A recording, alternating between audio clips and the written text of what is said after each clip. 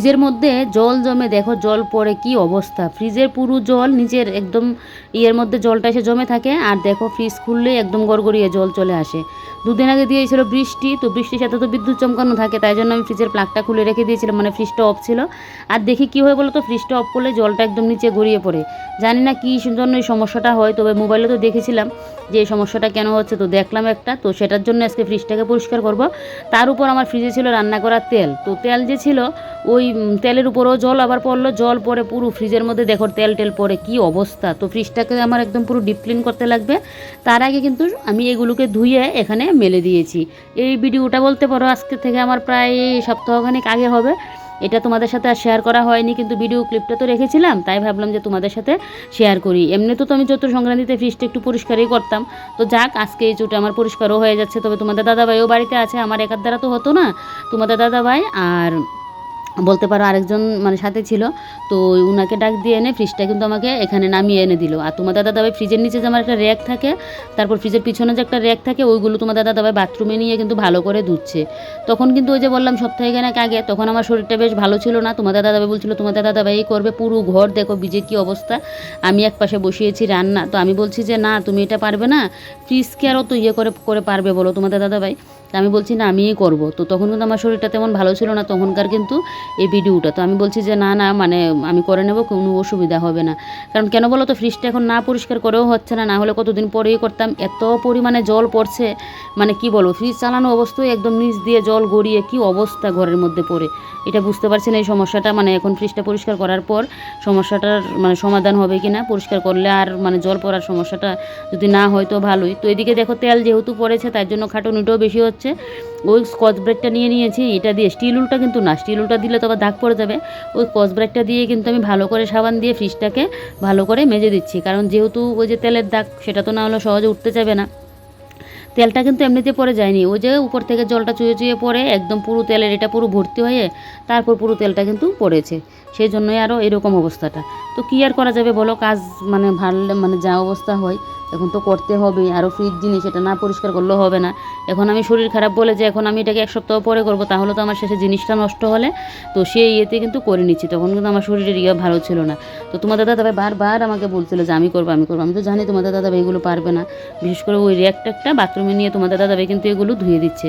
তো এদিকে দেখো ফ্রিজটা পরিষ্কার করতে গিয়ে সেদিন কিন্তু আমার অনেকটা পরিশ্রম হয়েছে, কারণ ওই যে তেলের দাগটা পড়াতে আমার কিন্তু অনেকটা সময় লাগিয়ে ফ্রিজটাকে কিন্তু পরিষ্কার করতে হয়েছে। তো এদিকে দেখো ভালো করে মেজে ঘষেই নিচ্ছি, মানে পরিষ্কারের জন্য আর হচ্ছে না। তো যাক এবারে গিয়ে দাগগুলো তো উঠলো, এবারে দরজার সাইডটাও পরিষ্কার করে নেব, ফ্রিজের যে ইয়েটা। তো এই জায়গাটা নোংরা হয়নি, তারপরও ফ্রিজটা যখন পুরো ফ্রিজে যেহেতু ডিপ ক্লিন করছি, তো একবারই পরিষ্কার করে নিই, তাহলে আর চতুর সংক্রান্তির সময় আমার আলাদা করে আর পরিষ্কার করতে লাগবে না। তো তাই জন্য কিন্তু একবারেই পরিষ্কার করে নিচ্ছি। তারপর ফ্রিজের ভিতরটা তো পরিষ্কার হয়ে গেছে, আর তোমাদের দাদাভাই এখন আমাকে ফ্রিজের পিছনটা সামনেরটা ভালো করে আবার মুছে দিচ্ছে। আর আমি এদিকে দেখো ফ্রিজের উপরটা আবারও ভিজা কাপড় দিয়ে ভালো করে কিন্তু মুছে দিয়েছি। এবারে কিন্তু পুরো ফ্রিজ পরিষ্কার করা হয়ে গেছে। আর তোমাদের দাদাভাই এখন বাইরে থেকে ওই যে ধুয়েছিলাম এগুলো এখন এনে দেবে। তো এগুলোকে এখন আমি আবার গুছিয়ে গুছিয়ে ফ্রিজের মধ্যে রেখে তারপর একটা একটা করে জিনিসপত্র তো রাখতে লাগবে বলো। তখন আবার বসিয়েছি রান্না, আর পুরো ঘর জল টল পড়ে যে কী অবস্থা হয়ে আছে তোমাদেরকে আর কী বলি। তো এবারে চলো ফ্রিজের মধ্যে এবার একটা একটা করে জিনিসপত্র রাখি। আর ওই যে বললাম তোমাদের দাদাভাই থাকাতে আমার সুবিধা হয়েছে, মানে ও দোকানে চলে গেলে তো আমি একার দ্বারা তো আমার হতোই না, তখন এই ইয়েতে আমি করতামও না একা একা। তো তোমাদের দাদাভাই দেখো ফ্রিজের এগুলো এনে আমাকে আবার সেট করে দিচ্ছে, বলছে তোমাকে করতে হবে না, আমি এগুলো করে দিই। এই যে দেখো এগুলো সেট করে দিচ্ছে, তবে জিনিসপত্রগুলো এবার আমি কিন্তু সাজিয়ে গুছিয়ে রাখবো। দেখো ফ্রিজের পুরো লুকটা তোমাদেরকে দেখাই। উপরটা তো ভালো করে মুছে নিয়েছি, এবার এই কাপড়টা পেতে ওপর একটা মানি প্ল্যান্ট রাখলাম, আর উপরের ট্রেটাও কিন্তু আমি ভালো করে মুছে দিয়েছি। এবারে চলো ফ্রিজের সাইড ফেট তো পুরো পরিষ্কার, ফ্রিজটাকে খুলে একবার দেখাই কতটা ক্লিন যে হয়েছে, একদম ডিপ ক্লিন যাকে বলে, কোনো দিকে একটা দাগও কিন্তু পাবে না, মানে এরকম পরিষ্কার করেছি দেখো। এটাও পুরো পরিষ্কার, তারপর নিচগুলোও পুরো পরিষ্কার, একদম সাজিয়ে গুছিয়ে নিয়েছি। পুরো ফ্রিজ কিন্তু ডিপ ক্লিন করে নিয়েছি, তবে অনেকটা খাটুনি হয়েছে জানো তো। তোমাদের দাদাভাইও তো বাথরুমে নিয়ে ওই যে র্যাকটাকে গুলিয়ে করেছে, তো আবার আরেকজনকে এনে ডেকে, কারণ আমি তো ওই যে বললাম আমার শরীরের সমস্যাটার জন্য আমি ইয়ে করতে পারছি না, তো আরেকজনকে এনে তোমাদের দাদাভাই শুদ্ধ মিলে কিন্তু ফ্রিজটাকে আবার জায়গা মতো তুলে রাখলো। তো দেখেই তো নিলে ফ্রিজের পুরো মানে ক্লিন করে নিয়েছি। যাক এটা তো দেখলে আগের ব্লগ, আর এখন যে দেখতে পাচ্ছ এটা কিন্তু সোমবারের ব্লগ। ওই যে কালকে শেয়ার করেছিলাম তোমাদের সাথে যে আমি শিব ঠাকুরকে স্নান করিয়েছি, তো শিব ঠাকুরকে স্নান টান করানোর পর এদিকে আমি মানে পুজোটা দিয়ে উঠলাম, মানে থালা বাসনগুলোও নামাতে পারিনি। এমনিতে আমি তো সেলাইয়ের কাজ শিখি, ওই দিদি ফোন করছে, আমার তো সন্ধ্যা, আগে তো বিকেলে যেতাম, শরীর ভালো না বলে, তো মানে বাস আগে তো রাত্রে যেতাম, তারপর শরীর ভালো না মানে যখন খারাপ ছিল, তো শরীরটা একটু সুস্থ হওয়ার পর বলছি কি যে সন্ধ্যাবেলায় যাবো না, বিকেলের দিকে যাব। কতদিন তো বিকেলে গিয়ে আমার নাওয়া খাওয়া বদ্ধ যা অবস্থা আমার, তো তাই জন্য না ওই দিদিকে বলছিলাম যে না সন্ধ্যার দিকে যাব, আমার অসুবিধা হয়ে যায়, দুপুরে খেতে পারি না, তোমার দাদাভাই বাড়িতে আসতে পারে না, ওকে নিজে মানে নিয়ে খেতে হয়, তারপরে এদিকে সন্ধ্যা পুজো থেকে যায়, মানে অনেকটা চাপ হয়ে যায়। তো বলেছি সন্ধ্যার দিকে যাব। তো সেই দিদি আবার আজকে ফোন করেছে, দিদি সন্ধ্যার দিকে একটা কাজ আছে, আজকে যেতে পারবো কিনা বিকেলের দিকে। তো বিকেলের দিকে তো যেতাম, বিকেল আবার আমাকে আরেক জায়গায় যেতে লাগবে। তো আমি বললাম তাহলে কিভাবে হবে, তো আমি ভাতও খাইনি, তো বলছি তাহলে আমি 12:30টার দিকে আসবো। তো এদিকে দেখো পুজো দিয়ে উঠে খাওয়া দাওয়াও করিনি, এখন আগে খাওয়া দাওয়া কমপ্লিট করব, তারপর কিন্তু এই সেলাইয়ের কাজে যাব। না হলে কিন্তু এখন আমি রেস্ট করতাম, কাপড় চোপড়গুলো গুছিয়ে গাছিয়ে রাখতাম, সন্ধ্যার দিকে কিন্তু দিদির বাড়িতে যেতাম। তো এখন কিছুই করার নেই, এখন নাকে মুখে দম নিয়ে আমাকে খেয়ে তারপর কিন্তু সেলাইয়ের কাজে যেতে লাগবে। বলছিল দিদি আজকে মানে বাড়িতেই ফ্রি আছে, এখন যদি চলে যাই তাহলে মানে চলে গিয়ে কটা নিতে পারবো। তো আমি ভাবলাম কি যে চলে যাই, কারণ না হলে তো আবার সন্ধ্যাবেলা যেতে হতো, আর এমনি তো আমার বিকালে আবার আরেকটা জায়গায় যেতে লাগবে। তো দিদি তো বলেছিল 3টার দিকে যাওয়ার কথা, তো আমি তো আবার 3টার সময় আরেকটা জায়গায় যাব। তো তাই জন্য ভাবলাম যে কাপড় চোপড় না হয় সন্ধ্যাবেলায় গুছিয়ে রাখবো, যেহেতু সন্ধ্যাবেলায় আজকে ক্লাসটা থাকবে না, তো এখনই না হয় সেলাইয়ের কাছে চলে যাই। তো 12:30টার সময় যাব, আমি এখন ওকে খাওয়া দাওয়াটা করি, মানে রেস্ট নিতে পারছি না, না হলে তো এখন রেস্ট করতাম, একটুখানি কাপড় চোপড়গুলো গুছিয়ে গাছিয়ে রাখতাম, সন্ধ্যার দিকেই যেতাম। তো আজকে একসাথে অনেক কাজ, ওখান থেকে আসবো, এসেই আবার বিকালে আবার আরেকটা কাজে যেতে লাগবে, এই চলছে। তো এখনও চলো খাওয়া দাওয়াটা করি, সকালবেলা একদিকে রান্নাবান্নার ঝামেলাটা শেষ করে নিয়েছি, ভালো হয়েছে, না হলে এখন আমি কিন্তু রান্নাবান্নার মধ্যেই থাকতাম। আমি ভাবলাম যে তোমাদের দাদাভাই তো খেয়ে যেতে পারবে না যদি রান্না না করি, তাই জন্য আগে রান্নাবান্না করে নিয়েছি। আর এবার তো চৈত্র সংক্রান্তির কাজ বলেছি তোমাদের করবো না, তারপরেও যে মাকড়সা টকরসাগুলো ছিল এইগুলো একটু ঝাড়াঝুড়ি করে একদম আজকে পরিষ্কার টরিষ্কার করে, এদিকে কাপড় চোপড়ও কিছু ধুয়ে দিয়েছি, যেগুলো ধোয়ার কতদিন আগে একবার বেড কাভার তারপর পর্দা এগুলো ধুয়ে নিয়েছি, তো এগুলো তো ধোয়া আছে।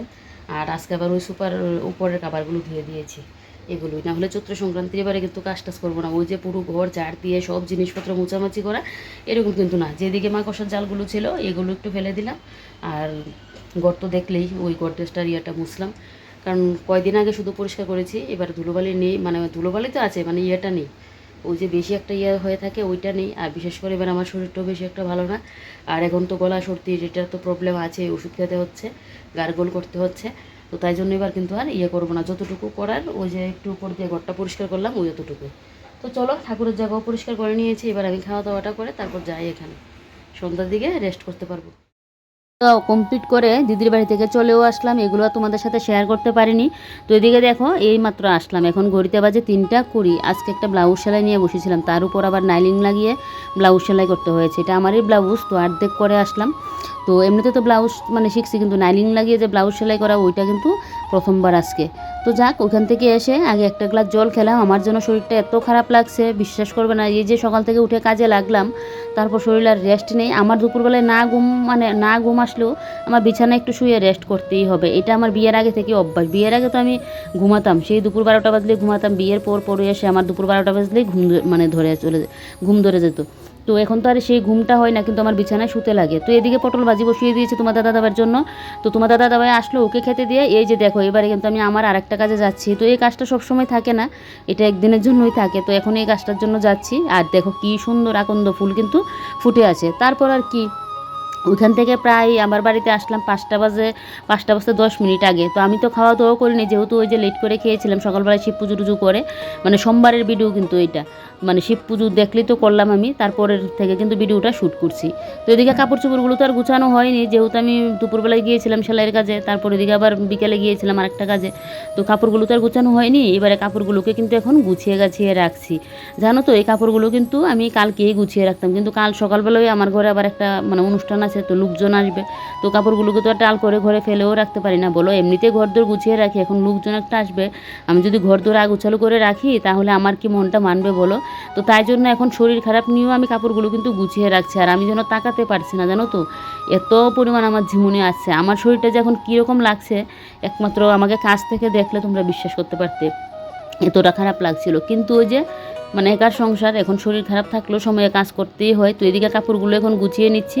দেখো কতগুলো কাপড় চোপড় করেছে, এগুলো কালকে করতে পারতাম, কিন্তু কালকে সকালে আবার আমার ঘরে আরেকটা অনুষ্ঠান আছে, তাই জন্য তো এটা করতে হচ্ছে। তারপর তো এদিকে আবার সন্ধ্যা আছে, প্রার্থনা আছে, এগুলোও করব। তো মাঝখানে তো আমি কিন্তু প্রার্থনা একদম পুরো শুরু মানে সবসময় করতাম, তারপর শীতকালটা থাকাতে মাঝখানে বন্ধ হয়ে গিয়েছিল, সবসময় করতাম না। তো তারপর তো শরীরটা অসুস্থ ছিল, করতে পারতাম না। তো এখন কিন্তু আমি প্রার্থনাটা আবার প্রত্যেক দিন শুরু করে দিয়েছি। তো তাই জন্য আগে কাপড়টা গুছিয়ে নিচ্ছি। তো এগুলো সন্ধ্যাবেলায় করতে পারতাম, তো ভাবলাম কাপড়গুলো এখন গুছিয়ে রাখি, তাহলে সন্ধ্যা পুজোটা দিয়ে উঠে আমি অনেকটা সময় রেস্ট করতে পারবো। মানে সন্ধ্যা পুজো দিয়ে তো আজকে শালার কাজ যেহেতু আমি বিকেলেই করে নিয়েছি, তাহলে আমি সন্ধ্যা পুজোটা দিয়ে আমি কিন্তু অনেকটা সময় শুয়ে থাকতে পারবো, একদম লাইট টাইট অফ করে পুরো শুয়ে থাকবো। তো এদিকে দেখো ওই যে খাবারগুলো সকালবেলায় ধুয়েছিলাম, এগুলোকে এখন সুপার মধ্যে পেতে নিচ্ছি, কারণ কালকে সকালবেলায় আর সময় পাবো না আমি এগুলোকে পাতাপুতি করার জন্য। তো কালকে কি আমার বাড়িতে, এটা কিন্তু কালকের ব্লগ দেখলে তোমরা জানতে পারবে, একটা পুজোর কাজেই, সেটা এখন বলছি না কি। তো তাই জন্য কিন্তু ওই যে এই ঘরটা কিন্তু আজকে এরকম পরিষ্কার করেছিলাম, তারপর ঘরেও তো নিজে ঘরে শিবের পুজো করেছিলাম, তাই জন্য কিন্তু আরও ইয়েটা করলাম। তবে শিবের পুজো করাতে আমার এই ঘরের মানে এগুলো না ধুলেও হতো, যেহেতু আমি পেছনের রুমে শিবের ইয়েটা করছি, শুধু পেছনের রুমটা আমার মুছামাছি করে নিলে হতো, যেহেতু কালকের ইয়েটা আছে, তাই জন্য কিন্তু সব কিছু ধোয়াধুয়ি করেছি, তার উপর তো চৈত্র সংক্রান্তির ইয়ে, তাই। তো এদিকে দেখো এবারে দু সাইড দিয়ে একদম পুরো সোফার মানে ইয়েগুলো কিন্তু আমি লাগিয়ে দিচ্ছি। এই যে দেখো, এই যে এগুলো লাগানো থাকলে যেন একটা আলাদা ভালো লাগে, আর শরীর খারাপ থাকলে না তখন যেন ভিডিও করতেও ভালো লাগে না। এইখানকার মানে শ্যুটগুলো তো করেছিলাম, তারপর না আমি যে মানে সন্ধ্যার পর তারপর সন্ধ্যা প্রার্থনা করলাম, তারপর সন্ধ্যার পর কী কী করলাম, কিছু কিছু জিনিস তোমাদের সাথে কিন্তু আর আমি ভিডিও শ্যুট করতেই ভুলে গেছি, জানো তো। পরে আমার মনে হলো আরে আমি তো ব্লগই শেষ করিনি, এরকম আমার হয়েছে। না হলে কিন্তু কোনো সময় আমি এরকম ব্লগ বানালে আমার কোনো সময় এরকম হয় না যে ব্লগ তো আমার শেষ করতে লাগবে বা ভিডিও আরও রয়েছে, সবসময় কিন্তু আমার মনে থাকে। কিন্তু এরকম ফার্স্ট টাইম হয়েছে আমার মনেই নেই, যেন কিছু অনেক জিনিস তোমাদের সাথে শেয়ার করতে পারিনি। তো এদিকে দেখো এবার কাপড়গুলো তো গুছিয়ে নিয়েছি, কিছু কাপড় নিয়ে আলনায় গুছিয়ে রাখলাম। তোমরা আবার ভেবো না এইটুকু কাপড়ই আমি সকালবেলায় ধুয়েছিলাম, বেড কাভার টেড কাভার তো অনেক কিছু ধুয়েছি। এবার এগুলোকে গুছিয়ে গুছিয়ে জায়গায় জায়গার মতো কিন্তু আমি নিয়ে রাখছি। আমার আবার সাথে সাথে কাপড় চোপড় ধুলে না এগুলোকে কতক্ষণে গুছিয়ে রাখবো, তবে আজকে শরীর দিচ্ছিল না, গুছিয়ে রাখতাম না, ওই একটা কারণেই, কারণ সকালে আবার ইয়ে আছে বলে, তাই জন্য কিন্তু বাধ্য হয়ে আমাকে এখন গুছাতে হচ্ছে। তবে আজকে কিন্তু ঘরটা যেন বেশ ফ্রেশ লাগছে, সব কিছু ধোয়া দেই একদম পরিষ্কার করা তো তাই। তবে আজকে শরীরটা মানে একদমই ভালো লাগছে না আমার, এখন মনে হচ্ছে না পুজোটাও যে আমি দেবো, কিন্তু পুজো তো দিতেই লাগবে বলো, পুজোও দেবো, প্রার্থনাও করবো, করতেই লাগবে, প্রার্থনাটা না করলেও যেন আমার ভালো লাগে না। তো যাক, এদিকে সমস্ত কাপড় চোপড় তো গুছিয়ে গাছিয়ে নিয়েছি, তারপর আর কি এদিকে ইয়ে করলাম, এই সন্ধ্যা প্রার্থনা ইয়ে করলাম, দিলাম সন্ধ্যা প্রার্থনা করে, তারপর কিন্তু অনেকটা সময় পরে আবার আসলাম। এই যে দেখো আমি এখন শুয়ে আছি, আমার শরীর ভালোই লাগছে না, এত পরিমাণে শরীরটা খারাপ লাগছিল। তো শেষে আর কি এদিকে বাসন কুসন রইলো, এই যে দুপুরে যে খাওয়া দাওয়া করলাম, বাসন কুসনও আজকে ধোয়া হয়নি, তারপর আমি খেয়ে গেলাম, তারপর দুপুরে যে খাওয়া হলো এই বাসন কুসন একটাও ধোয়া হয় না। দেখো কতগুলো বাসন কুসন পড়েছে। এডিটিং করতে বসলাম, কাশির জন্য আমি ভিডিও এডিটিং করতেই পারছি না, একবার জল খাচ্ছি, একবার আদার টুকরো খাচ্ছি, এখন আবার এত পরিমাণে আমার কাশি বেড়ে গেছে, এত পরিমাণে কষ্ট হচ্ছে কাশির যন্ত্রণায়।